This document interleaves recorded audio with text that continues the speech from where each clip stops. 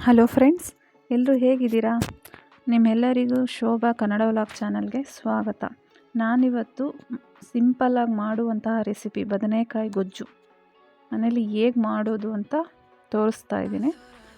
ಇದು ಚಪಾತಿಗೆ, ರೈಸಿಗೆ ತುಂಬ ಚೆನ್ನಾಗಿರುತ್ತೆ. ಹಾಗಾದರೆ ಬನ್ನಿ ನೋಡೋಣ ಹೇಗೆ ಮಾಡೋದು ಅಂತ. ನಾನಿಲ್ಲಿ 2 ಬದನೆಕಾಯಿ ತೊಗೊಂಡಿದ್ದೀನಿ, 1 ಟೊಮೊಟೊ, 2 ಹಸಿಮೆಣಸಿನ್ಕಾಯಿ. ಇದನ್ನು ನೀಟಾಗಿ ವಾಶ್ ಮಾಡಿಕೊಂಡು ಒಂದು ಪಾತ್ರೆಯಲ್ಲಿ ಬೇಯಿಸ್ಕೊಂಡ್ಬಿಡೋಣ. ನೋಡಿ ಈ ಥರ. ನೆಕ್ಸ್ಟ್ ಇದು ತಣ್ಣಗಾದ್ಮೇಲೆ ಒಂದು ಮಿಕ್ಸರ್ ಜಾರ್ಗೆ ಹಾಕ್ಕೊಳ್ಳೋಣ.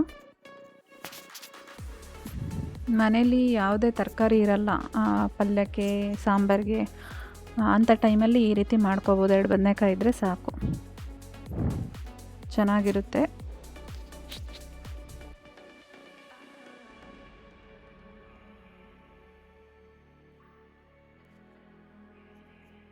ಇವಾಗ ಇದಕ್ಕೆ ಸ್ವಲ್ಪ ಕೊತ್ತಂಬರಿ ಹಾಕ್ಕೊಳ್ಳೋಣ. 7-8 ಎಸಳು ಬೆಳ್ಳುಳ್ಳಿ, ಸ್ವಲ್ಪ ರುಚಿಗೆ ತಕ್ಕಷ್ಟು ಉಪ್ಪು ಹಾಕಿ ರುಬ್ಕೊಂಬಿಡೋಣ. ಈ ಥರ ತರಿಯಾಗಿ ರುಬ್ಬಬೇಕು, ಫುಲ್ಲು ನಯಸ್ಸಾಗಿ ರುಬ್ಬಾರ್ದು, ಬಾಯಿಗೆ ಸಿಗ್ತಾ ಇರಬೇಕು ಬದನೆಕಾಯಿ. ಈಗ ಸ್ಟವ್ನ ಆನ್ ಮಾಡಿಕೊಂಡು ಒಂದು ಪಾನ್ನ ಬಿಸಿ ಮಾಡ್ಕೊಳ್ಳೋಣ.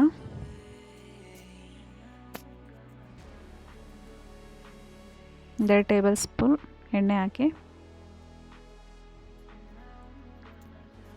ಎಣ್ಣೆ ಕಾದ್ಮೇಲೆ ಸ್ವಲ್ಪ ಸಾಸಿವೆ, ಕಡಲೆಬೇಳೆ,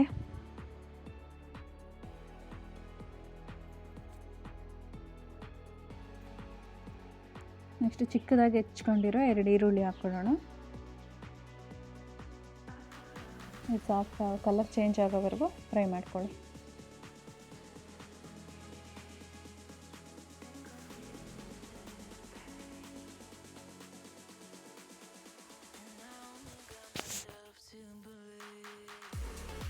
ಸ್ವಲ್ಪ ಕರಿಬೇವು ಹಾಕ್ಕೊಳ್ಳೋಣ.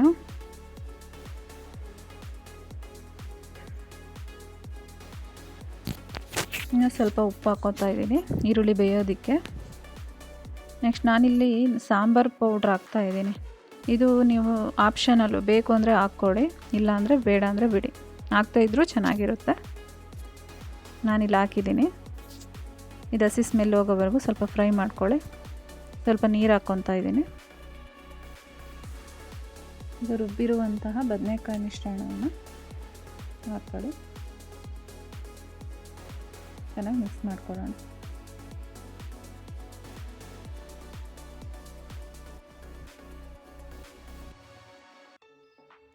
ಸ್ಟವ್ನ ಲೋ ಫ್ಲೇಮಲ್ಲಿ ಇಟ್ಟು ಮಿಕ್ಸ್ ಮಾಡ್ಕೊಳ್ಳಿ. ನೋಡಿ, ಈಗ ರುಚಿಯಾದ ಬದನೆಕಾಯಿ ಗೊಜ್ಜು ರೆಡಿಯಾಗಿದೆ. ಇದನ್ನು ರೈಸ್ ಜೊತೆ, ಚಪಾತಿ ಜೊತೆ ಚೆನ್ನಾಗಿರುತ್ತೆ. ಈ ವಿಡಿಯೋ ನಿಮಗೆ ಇಷ್ಟ ಆದರೆ ಶೇರ್ ಮಾಡಿ, ಲೈಕ್ ಮಾಡಿ, ಸಬ್ಸ್ಕ್ರೈಬ್ ಮಾಡಿ. Thank you.